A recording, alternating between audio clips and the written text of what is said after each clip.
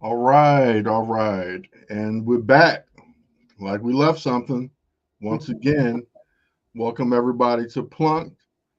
This is the show where we discuss two teams from one city, that city being Chicago. I'm one of your hosts, Emilio Bucks.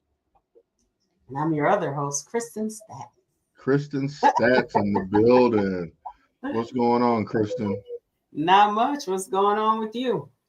Nothing much, just coming from picking up the kiddo from football practice and Oh, jumping in here to talk a little baseball, a little trade deadline action, some more sorrowful baseball play continues. yeah. Uh, Yeah. the sorrow continues, and we're here. What's anything new on your side of town? No, not much. Just yeah, no, not much of anything. All You right, made good enough. it's hot. It's humid. This It's that humidity is killing me. yes, it's that takes your breath away. Yeah, yeah. Like I walk out in the morning and I'm like sweating by the time I get to the car. Mm-hmm. I'm sorry. I keep bumping this table and moving this. I have this camera hooked up to a different monitor, and it moves very easily. So Oh, got you. So it looks like you it's in a like, hurry. see, every time I laugh, it moves. Oh, So okay, got you. I Uh, need. I we'll should deal have. with it. Okay. Well, let's get to it. Some things happened. Yeah. Some good things, some bad things. They happened, and we are here for the rest of the remainder of the baseball season. We got about what is it, 50 games left or Yeah. See, something? the Sox right now are. Ooh, they played 111 games.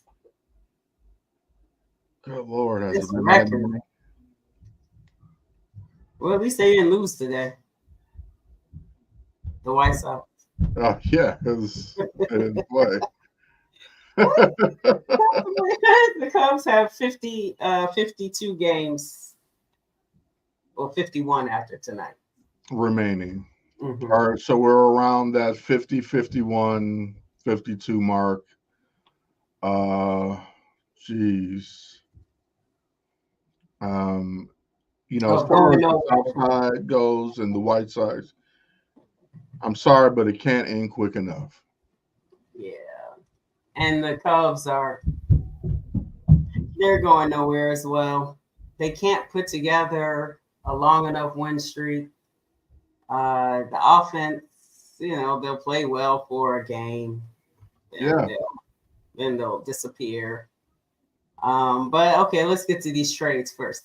Honestly, it wasn't as much movement as I thought there'd be. I know last time we this is talked, true.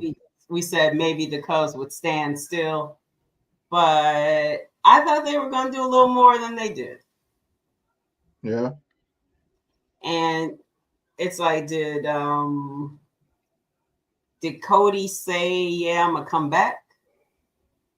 Because he has a player option, right? He does have the player option. They did not trade him. Um, I was a little surprised by that, and uh, I can't imagine he said he was coming back. I mean, it certainly Yeah. wasn't publicized. Well, yeah, and I say that because I wonder why you wouldn't have traded him Right. to get something because he's back now. So every team knew he'd come back. He could Yeah. be your DH if nothing else for a while. Um, so it was just interesting. But let's see. We'll start. You want to start with the Sox moves or Cubs? Who you want to start with? Let's start with the Cubs. I'm not in the Sox. All right. So on the 27th of July, they got who's pitching right now, Nate Pearson from the Blue Jays for an infielder and outfielder, Josh Rivera and Yohendrick Pinango. Okay. A right-hand pitcher for the bullpen. He's pitching now. All How's right. Nate Pearson looking? Well, the bullpen hasn't been the problem. They gave up a run in this one, but the bullpen hasn't been the problem, so he looks fine. He fits. He fits in. He's Yeah. doing his job. Then You didn't give up much for him in Right. Josh Rivera and Yohendrick Pinango. Yeah, and then they traded Mark Leiter. Mark Leiter Jr., right? Yeah. So Went they to got the a bullpen and Yankees. traded one. And they got yet another infielder and a right-hand pitcher, Jack Neely, and the infielder Ben Cowles. I don't know who the hell they are. Yeah. I mean, yeah, probably not that spectacular because while Mark Leiter is a valuable piece, he wasn't going to get you back top. Not much, yeah. And like the Cubs have 8,000 infielders.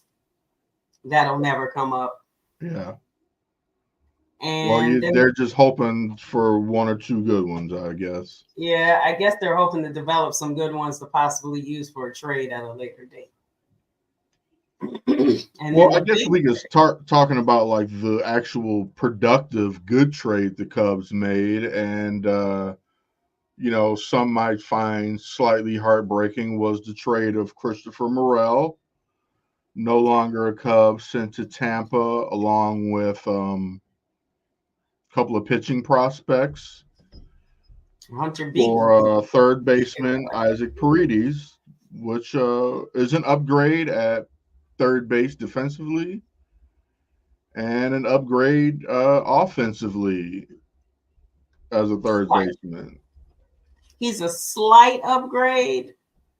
He's a percentage point average upgrade. Power and stuff is about the same. He came from a better team. Yeah. Christopher did get to go to a better team, technically, record-wise. And yes, they said he has good hands. He has soft, good hands at third base. So yes, he is an upgrade defensively. Christopher Morel he's been at second base the time I saw him at Tampa Bay, which is his best. That's his actual position. Okay. That's why there were some things some people said, and people in the industry and even my father had mentioned as a possibility when there were struggles, and maybe you could have moved someone else. You could have shifted that infield around if you were going to try to keep Christopher Morel, or just should have just been your DH. I don't even know why they tried that experiment. They tried it a little too long. Towards the end of his career here, he actually had a couple of good games at third base. But that was a failed experiment. That was a failed trying to train a kid up and get him ready. I'm one of those who was a little heartbroken. I just liked his personality because this is an extremely boring team. So I liked Christopher's personality, and he was a fan favorite because of that personality. Yeah. There's a lot of robots on this team. And I know but even when they're winning, they're kind of robotic. They have their celebration or whatever, but they look so stoic and just boring. Yeah, because they're not winning enough. Yeah. But even like when they were winning, there's just some boring guys on the team. Wow. So hopefully this Paredes looks like he might have some personality. So that'll be good once he gets in good and they win. It is hard to be all happy-go-lucky in your garbage. True. So the Isaac Paredes and like Crooked Commish, they were slight buyers because, as Jed Hoyer says, they're really planning for next year.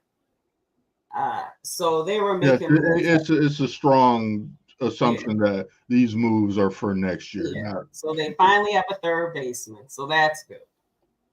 I have never liked to trading someone in the middle of the game. It's so heartbreaking. You surely could have made that announcement later on. And while we're trading people in the middle of something, they could just fire Jed Hoyer in the middle of one of his pointless press conferences in the dugout. I think someone should just walk up to him with a literal pink slip. Pink slip. And be like, thanks for your time here, but you have been trash. You did not pick up anything. You decided you were going to do the exact opposite of what worked before you. You were like, not going to be like you, Theo, or anybody else who's successful.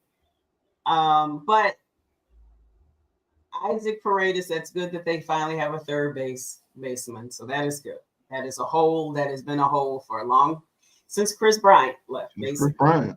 And last year, Candelario, when he came over, he was a good third baseman, and they decided not to sign him. And I believe they have a couple of years of control over Paredes as well. Yeah. So that was a good move for the future. Hopefully the near future. Hopefully. Time will tell. Only time will tell. They're going to have to either pay or lose someone from their farm system to get pitching starting. Because Kyle Hendricks, no. You can't think you can go into next year with him as one of your starters. I don't see him being in the future plan. No, he can't be. Can't. And while your bullpen has definitely been better, do you still have a closer? Do you have a closer yet? No, not yet. Because Heart Attack Hector is not who you want to go into a postseason with. Right. Now, Adbert will be back sometime in August, maybe, so you could try it again. But you should definitely be looking for someone. He is the if you can't find anybody else type of thing. Yeah. But you should definitely be looking for that. I'm just sorry that they couldn't find anyone for Dansby Swanson. Oh, yeah, you're not moving that contract right now. And then, I don't know if anybody else out there has been watching Cubs games lately. It's almost as if the announcers, and I know this didn't happen, but it feels like it sometimes. It's almost as if the announcers received a memo saying, hey, talk up Dansby's defense. We know he's garbage offensively, but talk about his immaculate, because he even used the word. Craig Counsell said he's been immaculate. And so they started using that. And they spent almost an entire inning yesterday or the day before talking about Dansby Swanson's offense. That you're like, you're not getting defense. You're not getting the offense you want, but defensively and where he ranks and blah, blah, blah, blah, blah. Yeah, absolutely. The announcers are definitely propaganda machines for the owner. Yes, I feel like absolutely. But Steve Stone is like he's ridiculous to me. Really? You can't get him to say anything bad or really critical about this team. And that used to be kind of what he was. That used to be kind of what he was known for, right? That was what he was known for. But like you try to pull it out of him when he's on 670 to score, he just tap dances around being like really critical of this team. He was not critical. He's never critical of Tony La Russa when he was even falling asleep in the dugout. He wasn't. He was kind of weirdly critical of Lance Lynn. Said he needs to eat a salad. Yes, eat a salad. But other than that, you can't get him to say anything about like the team as a whole. But anyways, I digress. Going back to the Cubs. I could imagine that. Yeah, the announcers are propaganda. Yeah, it was weird. I was like, we know he can play defense, but you don't pay someone all that money just for their defense. He's gotten better. But he's done that before. And although he's gotten better, he's still not living up to. And it's not all his fault. I know I complain about him a lot. I do. He is my what do you call it? Like the whipping, like when you're just gonna pick on somebody. Yeah, he's your whipping boy. Yes, he is the guy I pick on the most. You're right. If you're thinking, I noticed that. Yeah, that's true. It's true. I'm not gonna deny it. And part of it is because I never really wanted him. Gotcha. So I'm harder on him anyway because I needed him to prove something to me because he wasn't the shortstop I wanted. Right. I think of him. For me, he's along the lines of Carlos Boozer. Now, granted, most of the shortstops, except for two of them, most of them aren't doing well anyway. They were in that big shortstop thing. But I feel as though they took him and paid him that because they had lost out on everyone else. Like It when the happens. Bulls had to pay Carlos Boozer. He was the runner to the runner-up. Yes.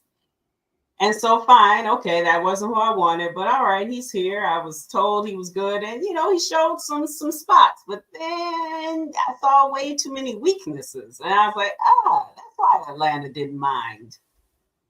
While he was critical, he wasn't important to what they did. They had no problems with not signing him. Mm-hmm. So I was like, oh, now I see. But who else is in the future for the Cubs? Okay, so Shota's here, Justin Steele, and Tyon. There were a lot of rumors that Tyon was going to be traded. There was a lot of major rumors about Tyon being traded. JD said he was kind of shocked that there weren't more moves because there were so many rumors. Mm-hmm. And you just thought that there propaganda machine. You thought there were going to be more moves than there were, but so I'm guessing your starters right now it's Shota, Steele, and Tyon. Yeah. Right. Oh, and Assad. Right. So you have 4. So you need to get another good one. And I honestly I don't want to try any of the rookies. I don't need any more Wisniewski. No Ben Brown. I guess he's the if you can't get anybody else, it's kind of like Adbert. I guess if you got no one else, you can let him try out for it. But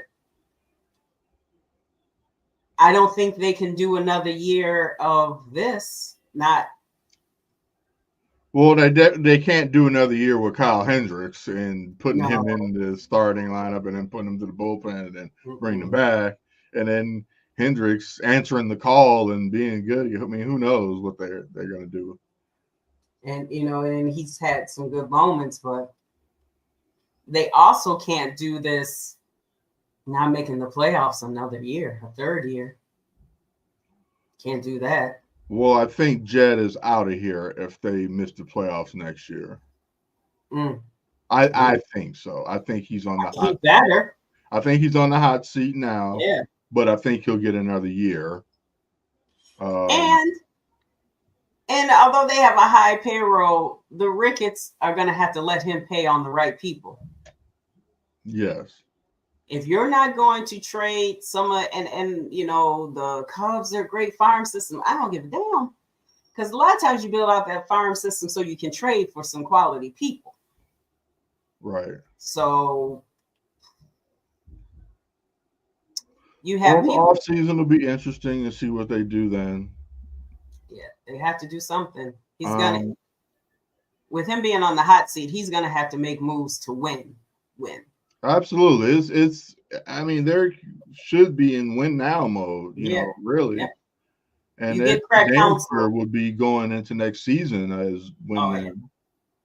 What should have been happening is if they couldn't, they should have just been missing out, but they had all the pieces, and you see that it's here, like 04 Sox, 2015 Cubs. Yeah, I'm not saying World Series next year, but playoff run, deep run. They should be where they're a piece away from a deep playoff run. I don't know what they're gonna do with these pieces. Are you keeping Cody and PCA? All right. Now you like Michael Busch at first, so it's like, are you even keeping Cody? And if you're not keeping Cody, then you couldn't have gotten some sort of prospects. Yeah. Surely you could have gotten as good of prospects as you got for Leiter. Yeah, I mean, or what? If the thought is he's gonna possibly walk at the end of next season, anything would have been better than nothing. Yes. So speaking of nothing. Switch sides of town. And Sorry. I got some smart ass comments here in the comments section. It was just sitting there. Starting with the Sox just flat out gave away players. Now I'm going to break down. I All mean, right, let's start on the 29th. The Dodgers get Tommy Edman, Michael Kopech, and Oliver Gonzalez. The Cardinals get Eric Fetty. Is that how you say his Eric name? Petty, yes. Tommy Pham. Who's been killing since he's been back with the Cardinals. Right. And he always does well everywhere he goes for a couple of weeks. And then he turns into Tommy Pham. Flattens out. And then the White Sox got infielder Miguel Vargas, Jorel Perez, Alexander Albertus, and this was a 3-team deal. 3 infielders. I mean, the Sox need everything. So infielders, outfielders, pitchers, they need everything. There's nothing that, except arguably, you got center field. Yes. Were you shocked that they didn't try to, or do you think maybe they're going to try to trade him in the offseason?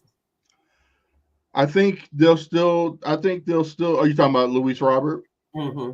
I think there wasn't much of a market for him at this point based on what he's produced this season, which has been minimal, largely due to injury. We know what kind of upside he can have when healthy. Mm-hmm. But I think, once again, they know what they have in him and they want something proper in return for him. But I don't think anybody was willing to really give up much based on where he was this season with the injury, with barely hitting 220. He's not having the all-star year that he had last year. Going into the trade deadline, he was 1 for 12 or something crazy like that, so struggled coming out of the all-star break. The market wasn't quite there for him, I don't feel. And so now I think depending on how he performs this last 50 some odd games, they'll try to trade him again. They'll test the waters again, I believe, during the offseason and see what's possibly out there for him. But again, they have control through 27, I think, on him. So they can wait until he's really good to get what they want. They can afford to kind of wait. You're not winning anything next year where you need to hurry up and move him so you can get this final piece to the puzzle, so, and you gotta try to give me a damn reason to go to the ballpark. You know what I mean? If you lose him. That's true. Like you got, absolutely nothing. And we've been watching bad baseball for a long time and a lot of our years as fans, but there was always one or two somebody to watch. Yeah. And if you lose Luis, you literally have no one to watch. And also, I want to shout out Debbie. I know my name is Kristen Stats, but our statistician, Debbie, for giving us this information on the trade. She really did it for us. I appreciate that. Let's see. The Phillies got left-hander Tanner Banks, and the White Sox for shortstop second baseman William Bergolla. Yeah, so I don't know who the hell that is. Tanner Banks is a solid arm out of the bullpen. I think he can help the Phillies going into the playoffs.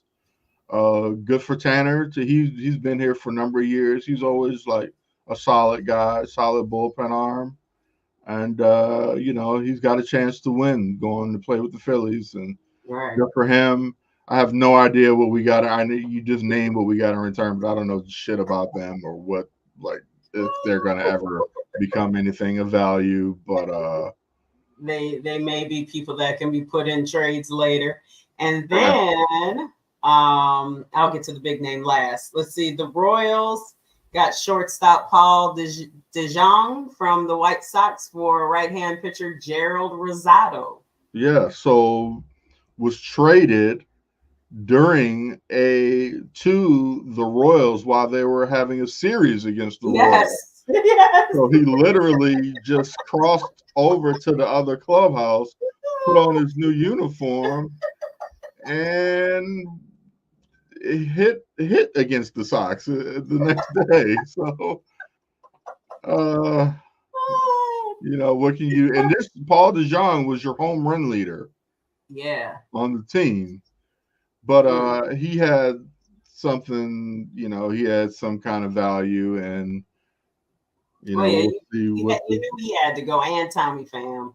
And Tommy Pham had, like they were those who were able to showcase their talent to get traded. Yeah. Showcase that they could be a good bat for some team. Yes. And then the biggest name for the Sox was Eloy, went to the Orioles. And the Sox received left-handed pitcher Trey McGow. Yeah, so one of their very low-level prospects from Baltimore. I tend to say, yeah, like he was the big name that moved. I feel like the big name was also Garrett Crochet, but he didn't get moved. Yes. I think he was the biggest name, even more so than Robert. And he's shocked they kept Crochet. I think Crochet poisoned the well. Yeah. What he said, he wanted an extension, right? He wasn't going to, and then he wasn't going to pitch in the playoffs. Right, unless he had an extension. And also was refusing to go to someone's bullpen. So he poisoned his own well. And limited with the Sox. Somewhat untradeable. Was by all accounts about to become an LA Dodger. Until his ridiculous demand came about, and the Dodgers just pivoted and went towards someone else instead. Because most teams can't really trust. He's never pitched this many innings, right, as a starter. So teams are like, kind of waiting to see what happens. Injury history, right? Yes.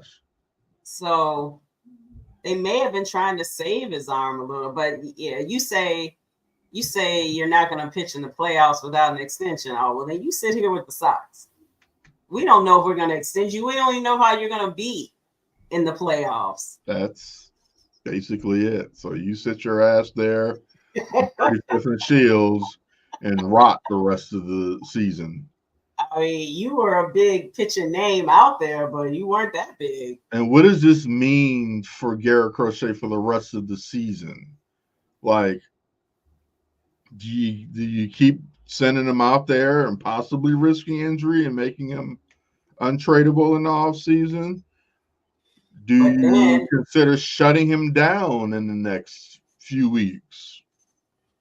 The problem, if you shut him down, well, then you're still not showing that you can pitch more innings than this.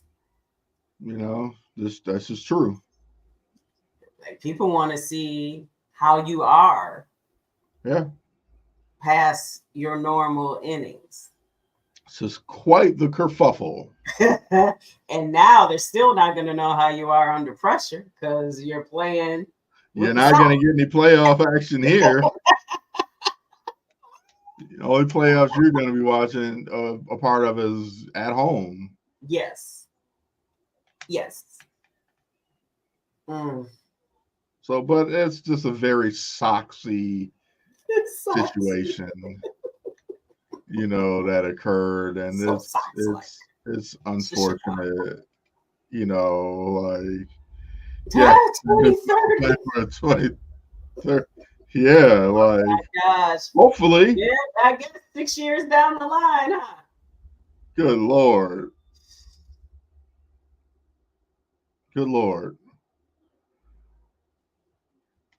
How long?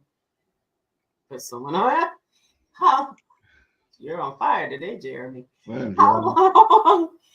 How long do you wait? I mean, you're waiting till they're done, but like, if you're the White Sox, when are you really trying to be good? What's your plan?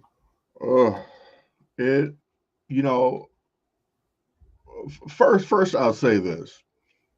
The White Sox there's no reason that they had to be this bad this year. Mhm. There's no way they should have been this bad.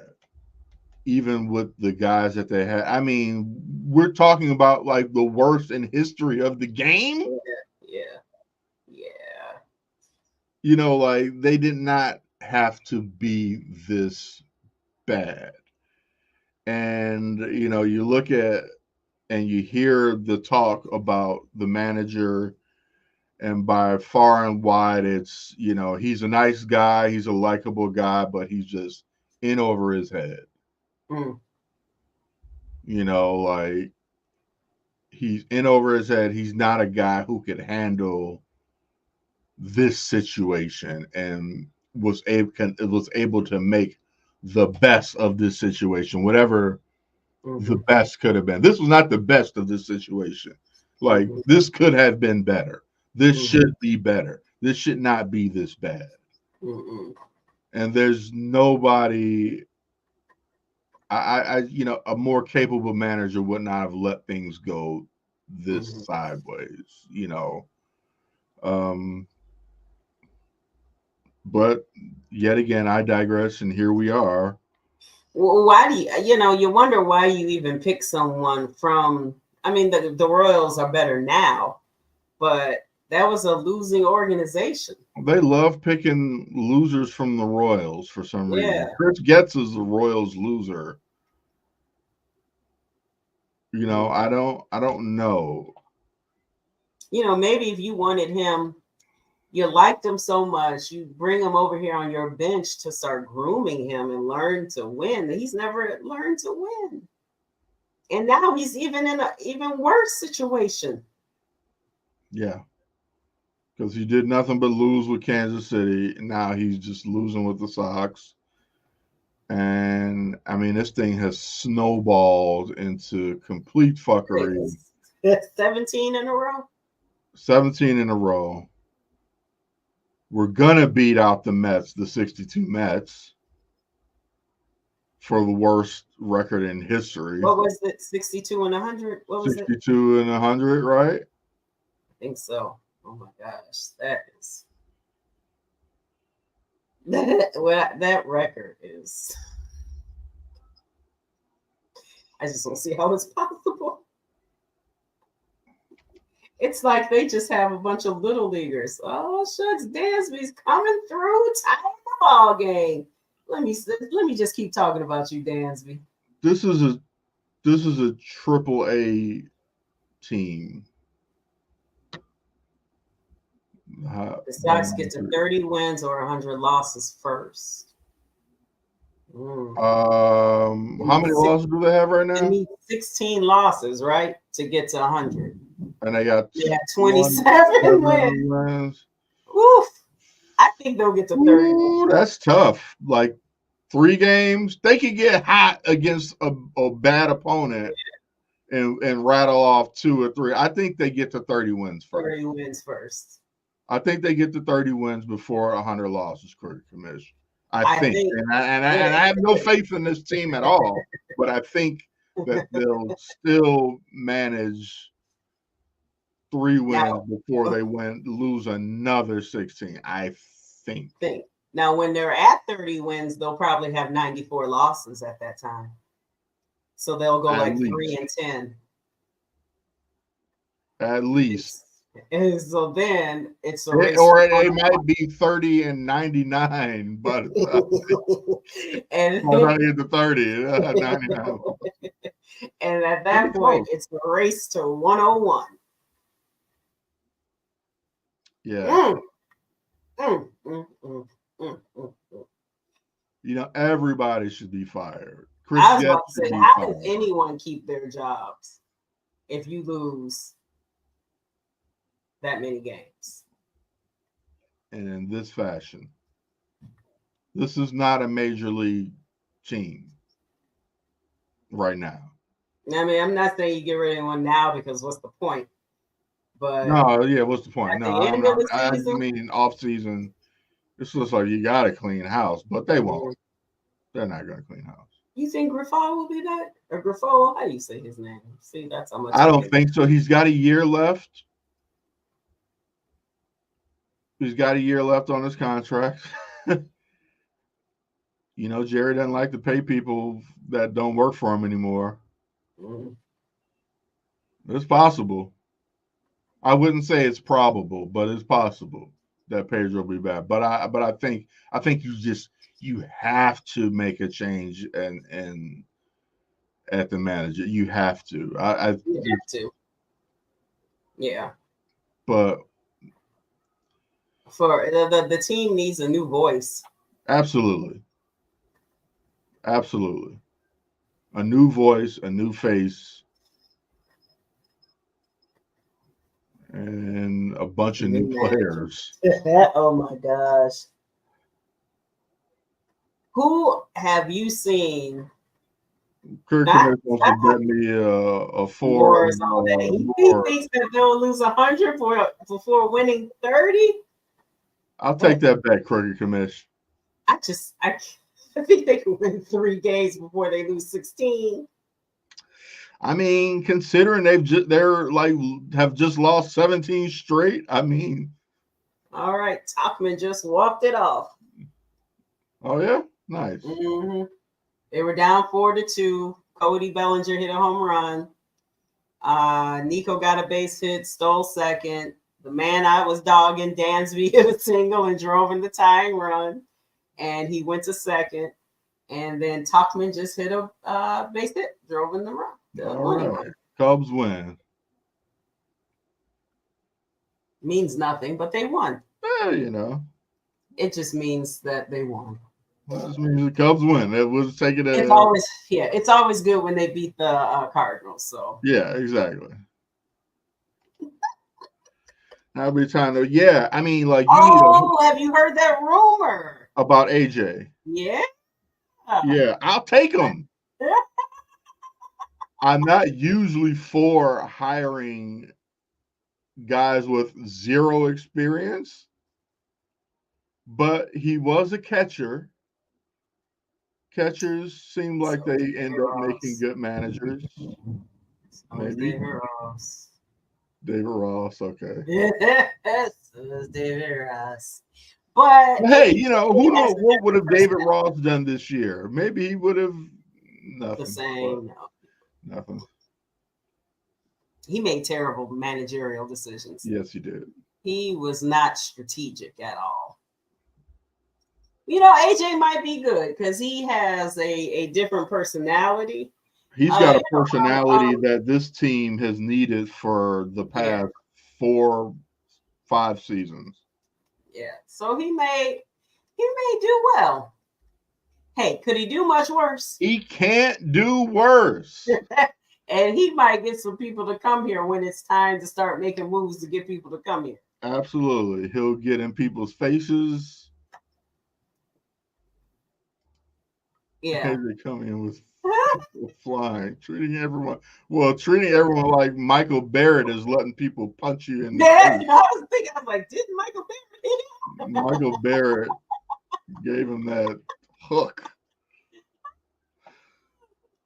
Oh my gosh. I mean, sure, he runs into him. He knocks them over like he did Michael Barrett. But we won't count the right hook Barrett delivered to him.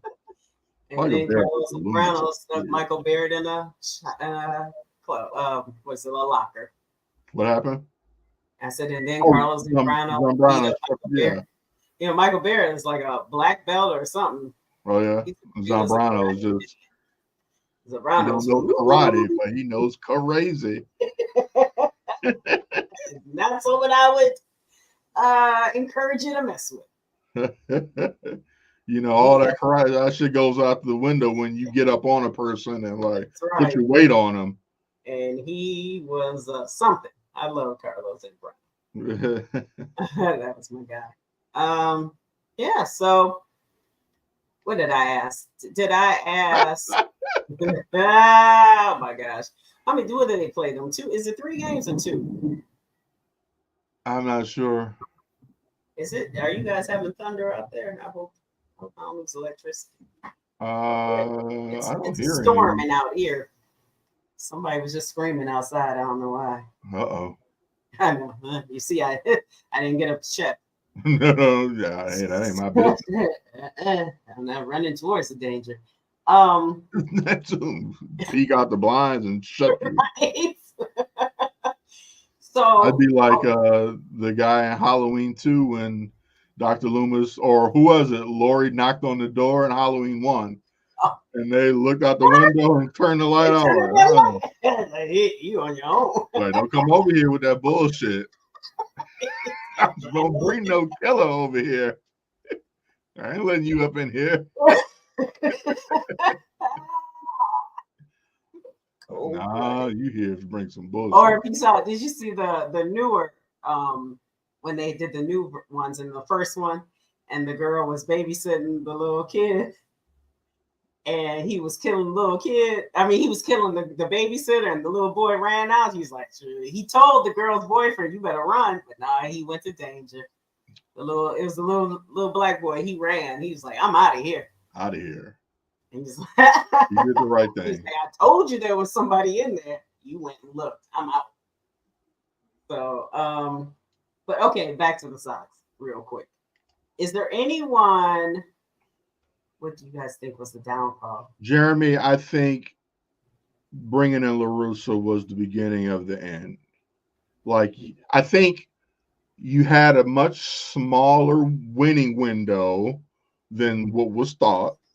Mm-hmm. Your window was like 2 years, maybe a third with the right coach. And you blew those 2 years dicking around with La Russa.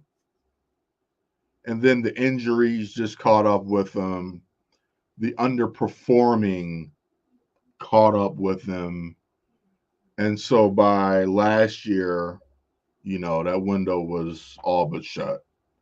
And you had Pedro Grifol last year, and the window was all but shut. So the downfall was, it wasn't just one thing. Really the injuries and just guys aren't as good as you thought they were going to be. Yes, that's because even when La Russa was there, he didn't do that much, right?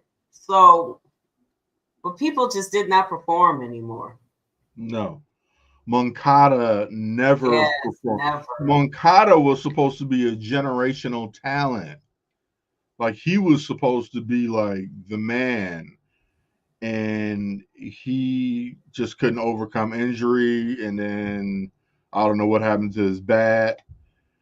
And Tim Anderson, who was supposed to be the face of the league, just lost it. And then you guys never could get a second baseman. Never addressed the hole in second base, nor did they ever address the hole in right field. You try putting Andrew Vaughn in right field. Yeah. Who's the first baseman? You try putting Gavin Sheets in right field, also a first baseman. You never went out and really got a first baseman. You had the guy that we got from the Dodgers, and he was okay. I forget what his name was. We got from. When did they trade Jose Abreu? They didn't trade him. His contract. When did they not re-sign? What year? Last year, and he went to Houston in the last offseason. Well, not the most prior offseason, but this offseason before, he went to Houston. Do you think that had an impact on some of the Latin players? Absolutely. They lost that leader. Mm-hmm. because Luis isn't that vocal leader guy. Makata isn't. Eloy isn't. And Eloy said, like, not everybody's, he said in so many words, like, that's not everybody's a leader. Like, that's not him, So I Mm-hmm. think you lost a lot of identity, the team's identity, when you Mm-hmm. lost Abreu. Um, Time told us that it was still kind of time for Abreu to go. Right. They were right in not re-signing him. Yeah. Yeah. Currently, not even with a major league team after being DFA'd by Houston a couple of months ago. Mm-hmm. Tim Anderson DFA'd by Miami a month ago. Currently Ooh, without a team like you that. get DFA by Miami. Yeah, like wow, really? Yeah, it was a combination of it all. I don't think, what was it, the off season, even was it the off season with LaRussa? I used to always I felt like they never made moves. They never made a splash. Like even when they had a window of high performance, but there were those holes that we just mentioned, and Yeah. they wouldn't make a splash. They wouldn't make a move. Well, that's Like because they were Jerry Reinsdorf, he's not a splash. like when he said we're not going to be on that Shohei Ohtani thing. What? Like, wow, how could you publicly say that? Everybody should have been willing to throw money at Shohei. Because he has been worth his money. Not Jerry Reinsdorf. Mike Trout just tore his meniscus again. I just read that. Done. Mike Trout done for the remainder of the season. I think it's 14-year veteran has only played somewhat of a full season 7 of those 14 yeah. years. I was about to say like when he plays, you saw he might have been the best player in the league, but that was a When he long played, time. he was the best player in the league. Yeah, but he I just dare could say. never play, But and he wasted because he resigned there. He wasted he wasted his time prime. in Anaheim. When he had a chance to go to the Phillies, which I believe he's from there, and no, he wanted to stay. And now he might be able to come back as someone's DH for a winning team, Yeah. but he has too much money on the contract. No one's gonna take that. So And he's obviously injury prone. right. Oh man, that's a shame. Like that's like a Derrick Rose. Like what could have been. Yeah, Eloy Jimenez. yeah, Eloy. Like Like, the oh, Eloy, that, to go back to that trade, that was kind of like a little heartbreaking, mm, because he's a really likable guy. Hey, mm, mom. And when he first came in, man, he just was effortlessly launching balls mhm. out of various parks, and you saw the power, the ease of the power he had. He had him locked in on the contract. You just really thought that you had something special, and for about 10 minutes, you did have something really Mhm. special. Those soft tissue. He has so many Soft soft tissue tissue industry, injuries. soft tissue and injury. Sorry. Uh, And I know they don't think of it, but it's just so unfair when you don't really get to see people's true potential because they're robbed. Jeremy, who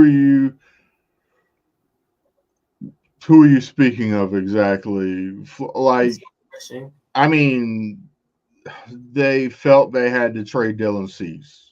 I mean, and he's flourishing, obviously. Well, when they traded him, though, weren't they getting bad? Yeah, yeah. I mean, they traded him at the beginning of the year, and they knew they were going to be bad this year. Jeremy, tell us some other young guys they gave up on. I'm not up on all the Um, Ronaldo Lopez is pitching quite well in Atlanta. But they gave up on him when they were bad, right? Is there anyone that they gave up on when they weren't this awful that could have done something?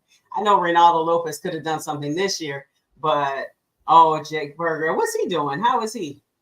I think he's still decent in Is he with the Miami. Marlins? He didn't get DFA'd. Never. So he's right. I forgot about Berger. Let's take a look at Berger. He's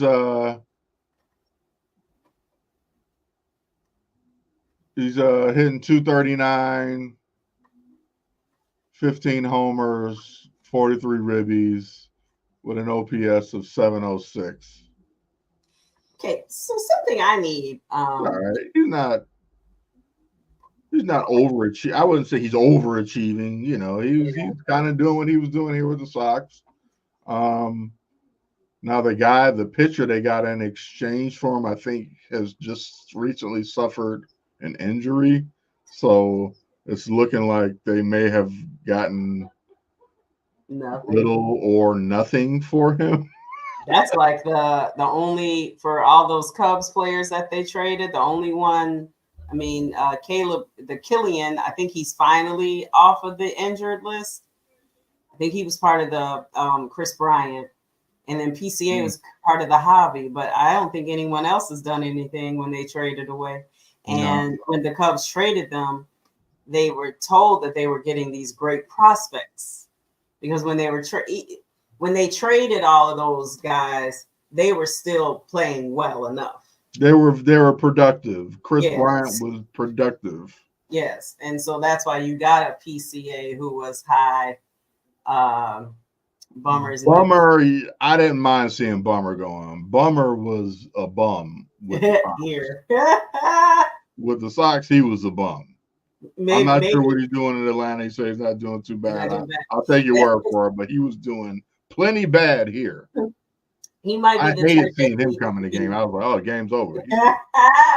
He clearly needs to be in a better organization.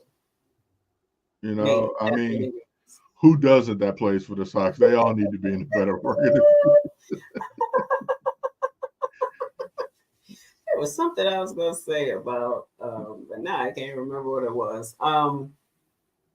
It was about, why, when, and what happened that it became okay to hit 239? I'm not just talking about Jake Berger. Yes. Sorry, but yes, AJ Pollock was who they got. Oh, yeah. What happened to him? Picked up for right field. Did they let go of him something? Yeah, I think they had only signed him to a year deal, and then he wound up signing with Seattle last year. Okay. I don't know where he is now. I just don't understand, and maybe it's because of analytics, because they feel that doesn't tell the story. But if you're only getting a hit 23% of the time you're up to bat, 24 if you want to round it up, that's a problem to me. I mean, it's bad enough that you're considered great if you do something 30% of the time in baseball. Right. But the fact that everyone is it seems like people really are okay. Remember how bad people talked about you if you were only hitting 220, 230, 240? Now it's like, oh, he's hitting 240. That's pretty good. Yeah, it's bad. Yeah, and the product is bad. And it's bad. And I know analytics people will get mad when you say this, but anything that analytics have become like the focus, analytics are important. I'm not going to say that they're not. Like, you need stats. I'm Kristen Stats. Of course, I like a stat. But I feel they've used this so much that the game isn't that good. Like, and that's happened not even just with this. We all know what it's looking like in basketball. But there's so, like, I talk so bad about all the Cubs that are hitting below 240, but you'll hear an announcer saying, like, yeah, they're doing all right. Are they? 230? 240? Yeah. Yes. Yes. Schwarber Yeah. hit one. He was below, I think he was below or just at 200 last year, but he can hit home runs. His home So I run. guess I will take a bunch of home runs. Adam But Dunn was a complete catastrophe yeah, he was. in Chicago. But back at that time, Jeremy, it was different how they looked at stats. So I would like someone, and I don't even want to know because I want to make fun of them. I just want to understand why it's okay now. I guess I don't really understand why it's okay to hit so low. I think because they look at how you're hitting relative to the rest of the league.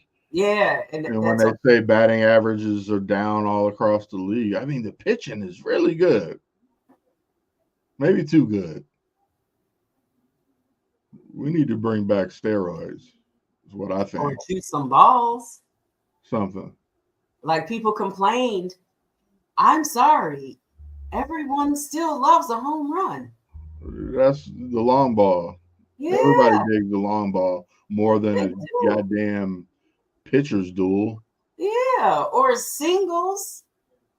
Because then if you're like the Cubs, you wind up just at second base, and that's it. And you die on second base. Because your singles stop. Well, I mean, it worked today, but they also had a home run. They had 2 home runs today. And steroids are still here. It's just not the right ones using. Or maybe it's just pitchers using it. something. Maybe more pitchers than hitters. But it's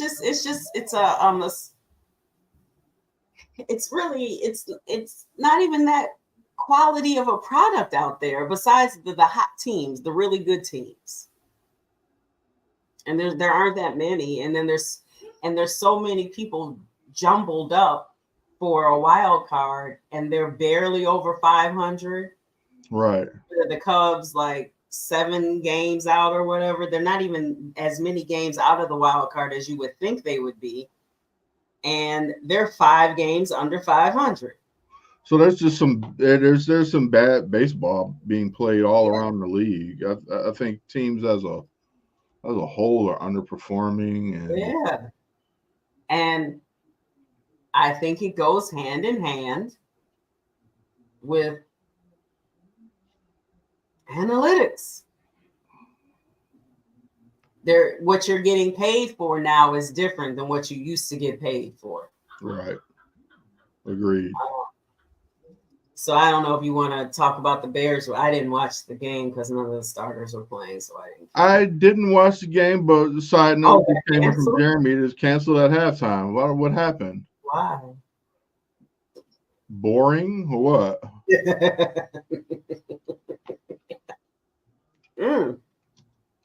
Interesting. I wonder why. Oh, it says NFL Hall of Fame game delayed. Oh, it says something about weather. Oh, okay. Yeah, they might as well cancel it. Yeah. No need for anybody get hurt.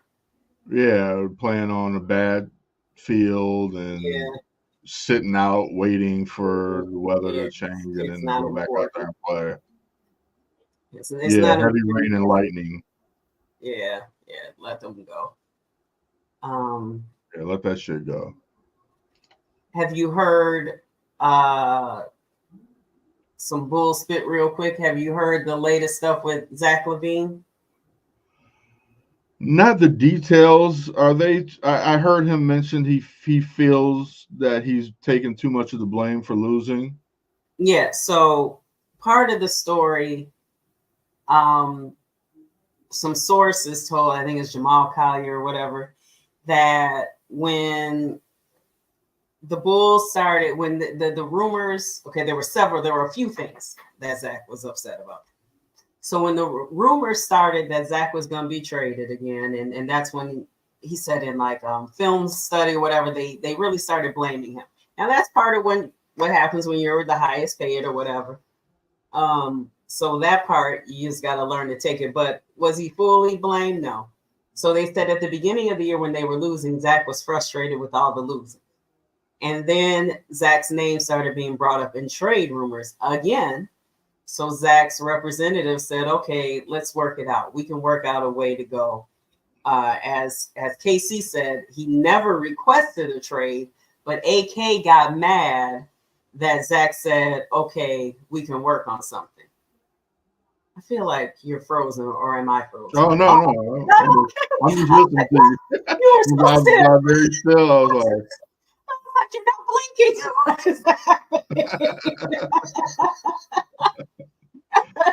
Okay, so AK got mad saying, "Oh, he's not trying to be here. He's not trying to stick with the team." So that's when AK got mad at Zach for saying, "Okay, you want to trade me? Well, let's do it." And then in film, and so then a Bulls executive came out and was blaming Zach for losing and saying he won't change his ways. He wants to do what he wants to do, and that's why he'll never win. My problem with that is that's coming from an executive of a losing organization. Yeah, what the hell do you know about exactly? You don't know anything about winning since Derrick Rose's knee. Right. 1 year with Jimmy. Since Jimmy and Dwayne Wade, that's the last time you all were playoff bound and actually doing something. Yeah. So I'm like, you just need to be quiet, executive. Yeah. You've created a culture of losing. Right. Yeah, has Zach lost a lot? He sure has, but so have you as an executive. Yeah. And so has everybody over there, including DeMar DeRozan that everybody loves. He's lost a lot being a part of this team. Yes, everybody who's a part of this team is a loser. Damn. I mean, from Billy Donovan to the Rolling Stones to Zach to Patrick. I mean, it's not just Zach being a loser. You resigned Patrick Williams. So that's my one problem. Zach being mad about getting the blame. Well, that's what happens when you make $40 million. You need to get over yourself. You need to get over that. Yeah. When you're the highest paid player, you do get all the blame. You're going to, right or wrong, you're going to get the blame. So you have to deal with that. Deal with it. Now, the other part, AK, you can't get mad that he said, okay, trade me. You've been trading him for 3 years. Right. You've been talking about it before you gave him an extension, exactly. Right after you gave him an extension. And the other times he's been in it, he's never said anything. Well, now they're losing. He's getting blamed. Other people are getting shined. So, yeah, Zach's ego was hurt. So, okay, then fine, trade me. Oh, now you're mad because he said. And then this anonymous executive, number one, say your name. Say your name, Mr. Anonymous. Say your name. You're gonna get out there and put this. Say your name, so we can let you know how much of a loser you are. Exactly. They're not gonna do that. Right, because you're an executive of a losing organization that is going to continue to lose. Yes, they are. And then you keep letting these stories come out and messing up trade value. What is with Chicago organizations for poisoning the waters on people they clearly want to get rid of? I don't know. Anonymous executive, you can't come out there and make it seem like he's going to play the way he wants and he can't be coached and blah, blah, blah. When his coach comes out and says, I have a good relationship with him. He wants to be coached. I can coach him. See, that's what you do.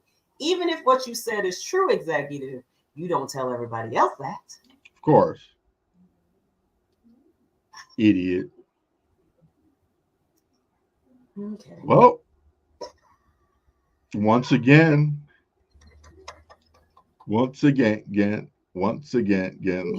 gentlemen, It's a sour note. When's the Bears' next preseason game? That we might see Caleb. I don't know. Let's try to think positive here. Preseason. I'm not gonna find it in time. Don't you hate it when you can't find anything in a timely manner? Let's see. They play. Never mind. They just keep showing me Houston. Never mind. I feel like they played before the 7th, and then they play on the 17th, but I feel like they played. Oh, the 10th. They're at the Bills. Okay. So next Saturday at the Bills. So that will probably be the first time we get to see Caleb. And then we'll see him again on the 17th. And then unless they skip the 17th and play him on the 22nd. Is that what Eberflus did last time? I don't even remember. I never watched preseason games. Yeah, I usually watch the beginning. I need to get rid of preseason and just do some like combined practices maybe with different things, do that and then just fucking start the season. Like this preseason shit is a joke because they're not playing anybody. I mean, and yeah, it makes sense. You're going to risk hurting somebody valuable on a game that doesn't count. Like games and wins are too precious in the NFL to waste on injury in the preseason, And I understand you got to work other guys out to see if you're going to keep them or not, but I mean. And I guess you try to get like a rookie used to the game speed. Yeah. They don't need to play much. Maybe one. They at least need to probably play one half. Well, yeah, maybe not a full 4 quarters or something. Yeah, I don't know. Because it is, and then there's so many players that are getting injured. I know it happens all the time, but there's already been some torn things and somebody medevac because he in a kickoff drill. I think it's Deontay Foreman. Yes. And they got hit in the head. Like, who's hitting someone in the head in a practice? Some idiot defenseman. That must be someone trying to keep a job. Well, you don't have one here now, buddy. You sure don't. Whoever did that hit should be back in grocery shop. And he has to get on a damn medevac to see about his head. He can move he was moving everything, but anyway, that's enough of a rant. I was trying to do something positive. Yeah. Yeah, we see how that worked out. Well, with that being said, we're going to keep doing this thing. We're going to keep watching these bums. We're going to keep discussing and dissecting and crying till the wheels fall off. I mean, and the wheels have fallen off of the White Sox wagon. I mean, the wheels, we're down to the bottom of the car is on the ground. They're pretty rickety on the Cubs side. They're rickety. They're hanging on by a thread. In Chicago.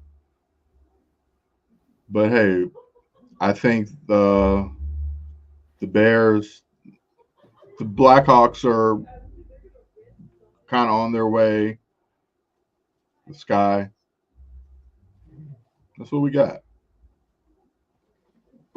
Sky spit next year.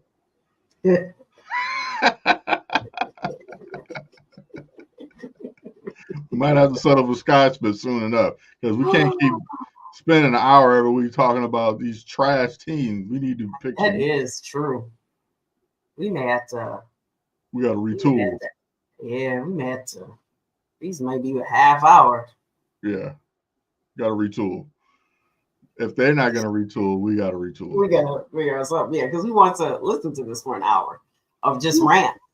And then they're going to be the same rant every week because it's going to be the same trash. Same problem. Same garbage team. Well, thank you all for tuning in and listening to us rant. Shout out to the Chicago Clubhouse Network family and everyone far and wide in Chicago. We won't be on next We Thursday. won't be on next Thursday. We will be back in 2 weeks.